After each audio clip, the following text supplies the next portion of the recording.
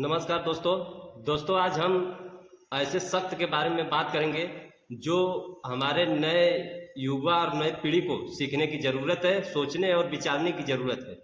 दोस्तों हम बात कर रहे हैं बाबा शिवानंद जी का, जो ऊपर आप ये फोटो देख रहे हैं उनका पिक है और ये 128 साल के हैं और इनके जीवन जीने का शैली मैं आप लोगों को बताता हूँ और नए पीढ़ी के नौजवानों को सीखने की ज़रूरत है।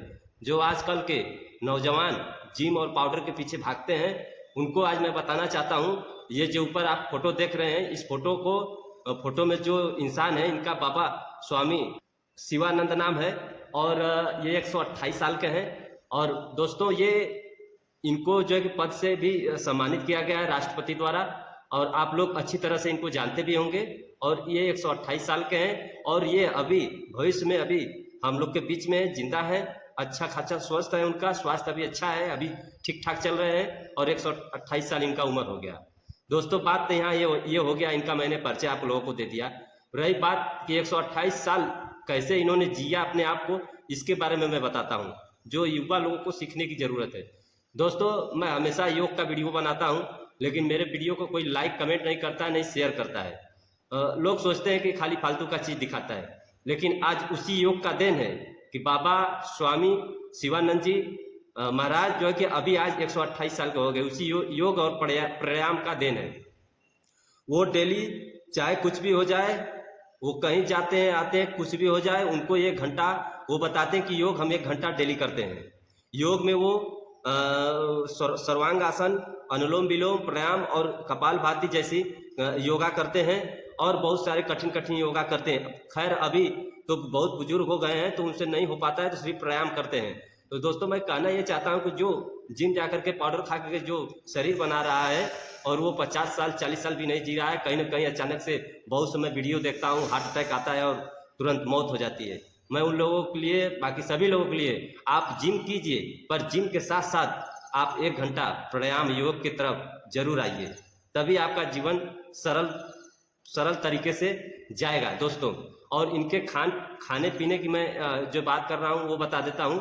ये ज़्यादा कुछ खाते पीते नहीं हैं, सिर्फ दाल रोटी, हल्का सा चावल और हरी सब्जियाँ भरपूर लेते हैं और फल कभी कभी ले लेते, फल ज़्यादा नहीं खाते हैं। और कहते हैं कि मैं फल, जब हमारे देश में गरीब जो खाता है मैं वही खाना पसंद करता हूँ, क्योंकि मेरे देश में गरीबों के पास फल खाने के लिए पैसे नहीं है, संसाधन नहीं है उनको, इसलिए मैं फल नहीं खाता हूँ। कभी कभी खा लेता हूँ, कोई कहीं मिल जाता है तब।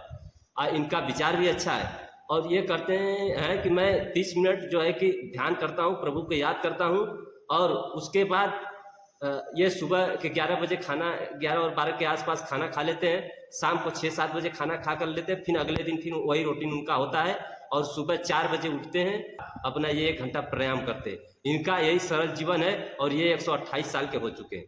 दोस्तों इन्होंने योग को क्यों चुना और आज 128 साल हो गया उनका, अब मैं बता देता हूं कि इनका जो है कि ये जिंदगी बहुत दुख से भरी रही, इतना आसान नहीं था 128 पार करना, लेकिन इनकी कहानी में थोड़ा से जो जानकारी है मुझे मैं बता देता हूं। इनके जो है कि परिवार में जब ये नौजवान थे, 20-25 साल के थे, तो इनके घर में 3 लोगों की मौत हो गई थी और उसी से ये बहुत टूट गए थे और उसी को देखते हुए इन्होंने योग को चुना और आज 128 साल के हो गए हैं। उनकी बहुत दर्द भरी कहानी रही इनका जीवन।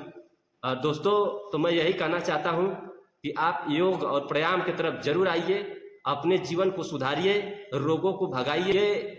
128 साल के हैं और ये युवाओं और नौजवानों को एक संदेश के रूप में दे रहे हैं कि देखो मैं अपने जीवन को कितना सरल, दर्द भरी जो है जिंदगी थी मेरी, जीवन था, दर्द भरी जीवन था, मैं कैसे सरलता से 128 पार कर गया। तो दोस्तों मैं हर बार वीडियो यही बनाता हूं कि योग में वो ताकत है कि आप कुछ भी कर सकते हैं। योग हमें स्वस्थ ही नहीं करता है, हमारे विचारों और हमारे माइंड को ही चेंज कर देता है, हमारे जो है कि सोच को संतुलित करता है, हमारे दिमाग को संतुलित करता है। योग हमें स्वस्थ ही नहीं, हमें बहुत कुछ देता है। जो फिट है वही हिट है। आज दादा को मैं सैल्यूट कर रहा हूँ। दोस्तों इन्होंने इंटरव्यू में एक बात और बताया कि मैं जब नौजवान था तभी से मैं चप्पल जूता जो भी था मैंने पहनना छोड़ दिया था, और ये आज भी कहीं भी जाते हैं तो नंगे पांव जाते हैं। जब इनको राष्ट्रपति मुर्मू जी ने सम्मानित किया उस समय भी नंगे पांव गए थे। और इनका कहना है कि धरती जो है कि धरती ही नहीं है, माता है हम लोग की, और ये हमें बहुत कुछ देती है। तो वास्तव में इसके बारे में मैं बताता हूँ, वास्तव में धरती माता है क्यों कहा गया है और धरती माता हमें क्या देती है, चलिए मैं आप लोगों को बताता हूँ। नंगे पांव रहने से हमारे शरीर में न्यूट्रॉन हमारे शरीर को मिलता है।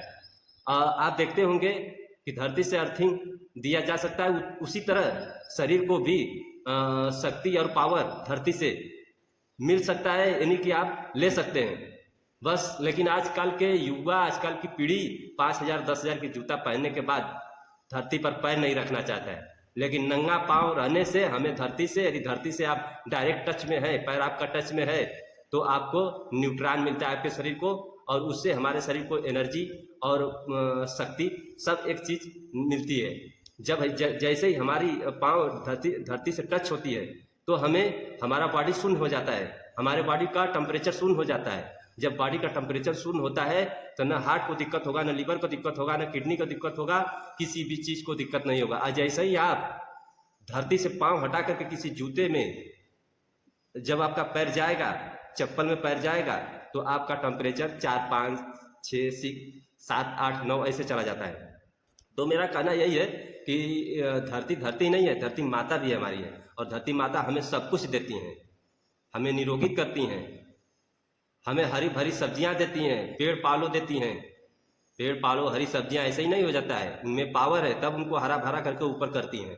तो दोस्तों आप योग को फॉलो करिए और हमारे बुजुर्गों और ऋषि मुनियों की तरफ आइए, अपने जीवन को सुधारिए।